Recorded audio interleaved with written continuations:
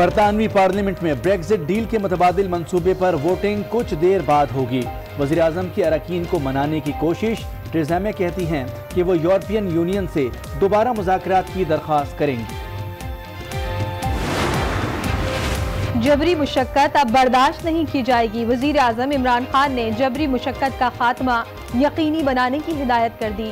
वज़ीर आज़म का जबरी गुमशुदगी के खिलाफ भी काम करने का अज़्म। कहते हैं जबरी गुमशुदगी को जुर्म करार देने के लिए ज़ाब्ता फौजदारी में तरमीम की जा रही है। चेयरमैन नैब जावेद इकबाल मुल्क से बदउनवानी के खात्मे के लिए सरगर्म। कहते हैं कि नैब ने मुल्क की बदउनवानी से पाक करने के लिए नेशनल एंटी करप्शन स्ट्रेटजी बनाई। इश्तिहारी और मफरूर मुल्जिमान को कानून के कटहरे में लाया जाएगा। करने वालों और करवाने वालों की शायद ज़हन में ये है कि यहाँ पे हम जनरल अयूब जैसा प्रेसिडेंट का सिस्टम ले आएंगे। ये बात बिल्कुल दुरुस्त है, ये बात हो रही है और इस बात को बाकायदा एक प्लानिंग के तहत किया जा रहा है और करवाया जा रहा है। निज़ाम तब्दीली की बातें जानबूझकर कहलवाई जा रही हैं। ये समझते हैं कि जनरल अयूब या मुशर्रफ जैसी हुकूमत ले आएंगे। नून लीगी रहनुमा राना सनाउल्लाह की प्रोग्राम फैसला आपका में गुफ्तगू। तमाम जमातों के गिर्द घेरा तंग किया जाएगा। मुस्तफा नवाज खोकर का इजहार ख्याल। फॉर्मूला क्या है? फॉर्मूला ये है कि पॉलिटिकल पार्टीज को, लीडर्स को, उनको आप अंडर प्रेशर लेकर आए, उनके गिर्द घेरा तंग करें जैसे राना सनाउल्लाह साहब कह रहे थे, और फिर उनसे अपनी मर्जी के फैसले करवाएं।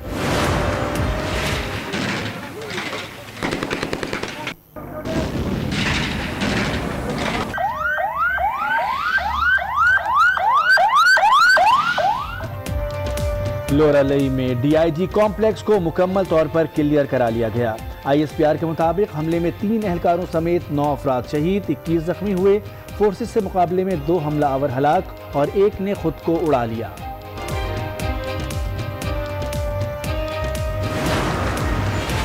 बन्नू के थाना हवैद की हुदूद में घर के अंदर धमाका, 6 अफराद जा बहक, मियाँ बीवी और 4 बच्चे शामिल। इब्तदाई मालूमात के मुताबिक धमाका घर में मौजूद बारूदी मवाद फटने से हुआ। कराची में चीनी कौंसलेट पर हमले की तहकीकात में अहम पेशरफ। दहशतगर्दों ने मंसूबाबंदी और सहूलतकारी का एतराफ़ कर दिया। आज न्यूज़ ने JIT रिपोर्ट हासिल कर ली। मंसूबा हेरब्यार मरी, असला मच्छू और बशीर ज़ेब ने बनाया। हमले का मकसद खौफ फैलाकर पाकिस्तान में चीनी सरमायाकारी रोकना था।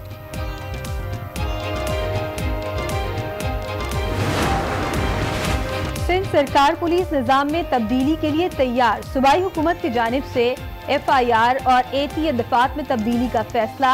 FIR अब IR होगी। पहले मुल्जिम पर गुनाह साबित होगा तो ही गिरफ्तारी मुमकिन हो सकेगी। सानह साहिवाल पर जुडिशल कमीशन बनाया जाए। कायमा कमेटी का वज़ीर आज़म को खत लिखने का फैसला। सेनेटर रहमान मलिक कहते हैं 3 दिन में जवाब ना मिला तो सेनेट में एहतजाज करेंगे। मेरे ऑफिस में आज कुछ पुलिस अफसरान, एक तारिक महमूद हैं पुलिस ऑफिसर, एक नदीम हैं पुलिस ऑफिसर, ये दोनों अफसरान सादा ड्रेसेस में आकर मेरे ऑफिस के फ़ोटोज़ लेते रहे हैं। पूरा हरासा किया जा रहा है और एक सूरत हाल ये रही कि बिल्कुल डिटेन करके रख दिया है इन्होंने। मुझे हरासा करने की कोशिश की जा रही है। वकील सानह साहिवाल। शहबाज बुखारी का प्रोग्राम स्पॉटलाइट में बड़ा इंकशाफ। बोले JIT सरबरा को तमाम मामला से आगाह कर दिया है।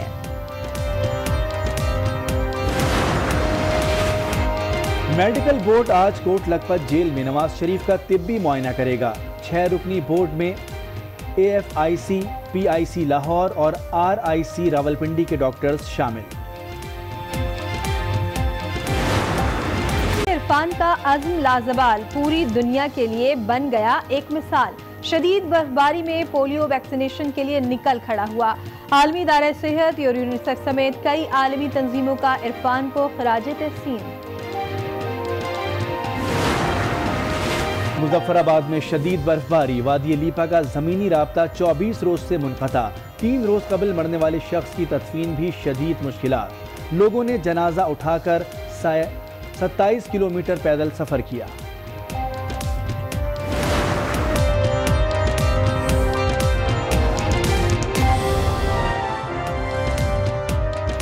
अस्सलाम वालेकुम। आज 12 बजे में आपको कहेंगे खुशामदीद। मैं हूँ शाइस्ता इकबाल और मैं हूँ मोनिस रजा। हेडलाइंस आपने मुलाहजा की। बुलेटिन का आगाज करेंगे। बरतानवी पार्लियामेंट में ब्रेक्जिट डील के मुतबादिल मंसूबे पर शिकवार वोटिंग शुरू हो गई है।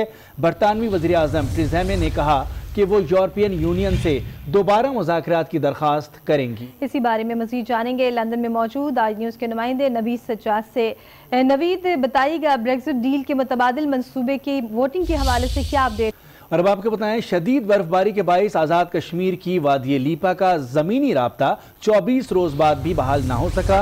अहले इलाका 3 रोज़ कबल मरने वाले शख्स का जनाजा उठाकर 27 किलोमीटर का मुश्किल सफ़र तय करने पर मजबूर हो गए। इसी हवाले से मजीद जानते आज न्यूज़ के नुमाइंदे इम्तियाज़ आवान से।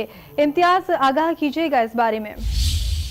जी, ये आज़ाद कश्मीर की वादी लिपा का ज़मीनी राब्ता आज 24वें रोज़ भी बहाल ना हो सका, और जबकि दूसरी जानब मुजफ्फराबाद में इंतकाल करने वाले वादी लिपा के गांव चक मकाम का रहायशी सैयद कासिम शाह की मैयत को आज लिपा के अवाम ने वहाँ रेशिया से लिपा तक बर्फ़ पर पैदल चल कर जो है वो लिपा पहुंचाया, और 27 किलोमीटर का ये सफ़र पैदल तय करने में इन्हें कई मुश्किलात का जो है वो सामना करना पड़ा।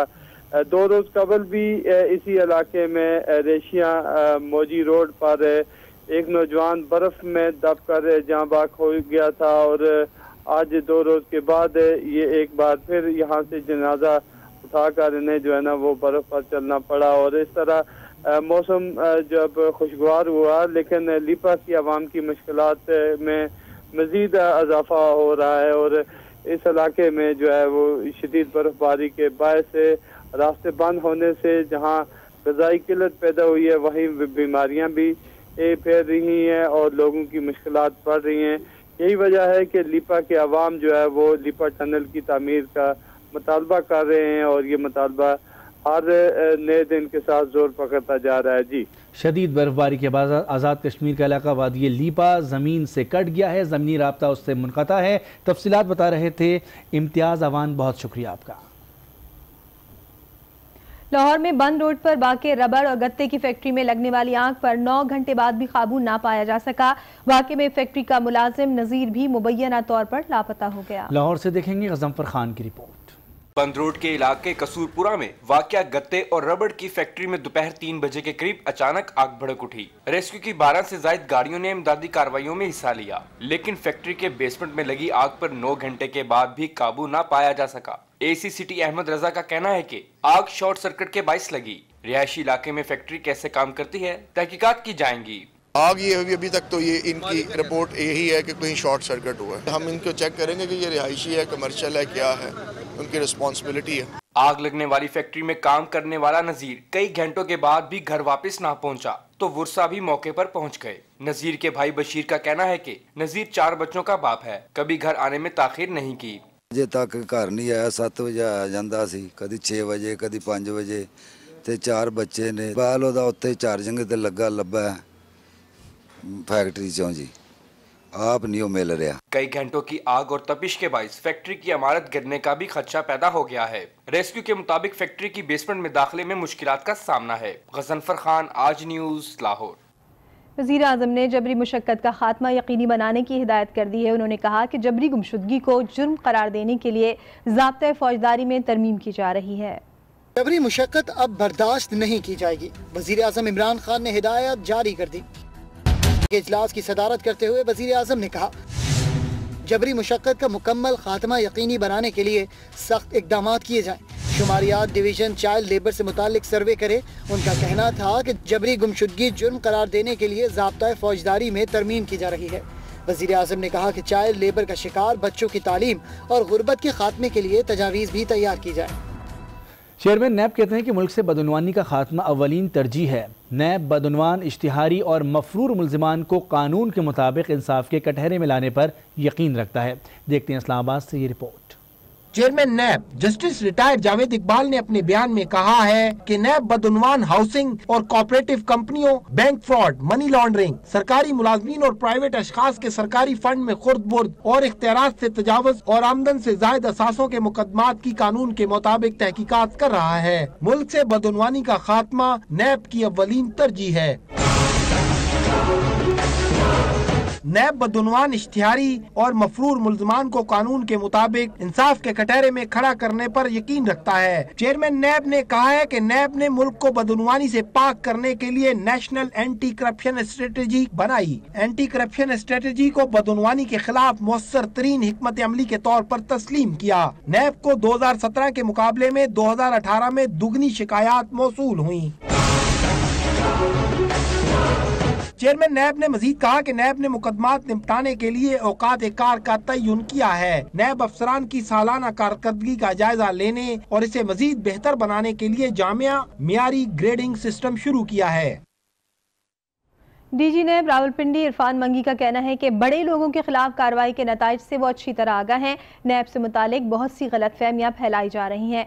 नैब को बदनाम किया जा रहा है। इस्लामाबाद में तकरीब से खिताब में उन्होंने कहा कि आम आदमी ताकतवर और बाअसर करप्ट शख्स के खिलाफ खड़ा नहीं होता। प्ली बार्गन पर तनकीद बिला जवाज है। मिलने वाली रकम से नैब कुछ भी नहीं रखता। प्ली बार्गन से बहुत सा पैसा कौमी खजाने और मुतासरीन को दिलवाया है।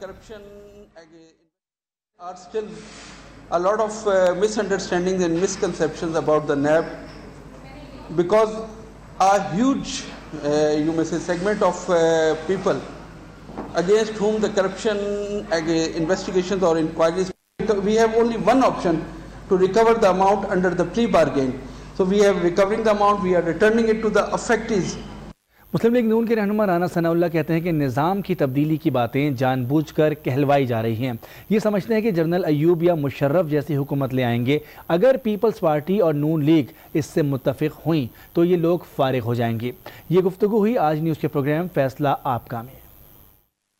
करने वालों और करवाने वालों की शायद ज़हन में ये है कि यहाँ पे हम जनरल अयूब जैसा प्रेसिडेंट का सिस्टम ले आएंगे या हम जनरल या जनरल मुशर्रफ जैसा जो है वो प्रेसिडेंशियल जो है वो फॉर्म ऑफ गवर्नमेंट ले आएंगे। ये नहीं हो सकता। अगर दोनों पार्टियां जो हैं ये अगर इनसे मुत्तफिक होगी तो दोनों पार्टियां फारिग हो जाएंगी।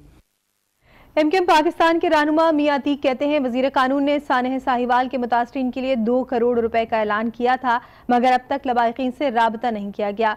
नून लीग के जावेद लतीफ ने कहा कि कातिलों की सफाई में क्यों बयानात दिए गए।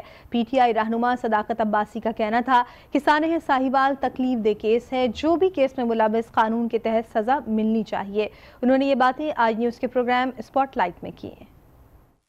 जलील साहब से मैंने सवाल किया कि हमें नहीं भूलना चाहिए कि वजीर कानून ने 2 करोड़ रुपए का ऐलान किया था कि जो अपनी प्रेस कॉन्फ्रेंस में, तो मैंने इनसे पूछा कि उसके बारे में आपसे कोई राब्ता हुआ, तो इन्होंने कहा जी कि हमारे पास कतई तौर पर किसी ने कोई राब्ता। एक तरफ तो ये कहा जाता है कि सानिया मॉडल टाउन जो है उससे इसको ना मिलाया जाए, इस साने को साहिवाल को कहा जाता है कि वो उसमें सियासी अहदाफ थे, टारगेट था। जब जीआईटी बनी और ख़ास तौर पर हुकूमत वक्त ने उसकी सफाई में जो कातिल थे उनकी सफाई में अगले लम्हे क्यों आ गए बाहर, उनकी सफाई में क्यों स्टेटमेंट दिए जाते रहे। यह केस बड़ा ही तकलीफदेह केस है और जिस की जितनी इन्वॉल्वमेंट है इसको सामने आना चाहिए और उनको सज़ा मिलनी चाहिए कानून के मुताबिक। ये तो हमारी ऑफिशियल पोजीशन है।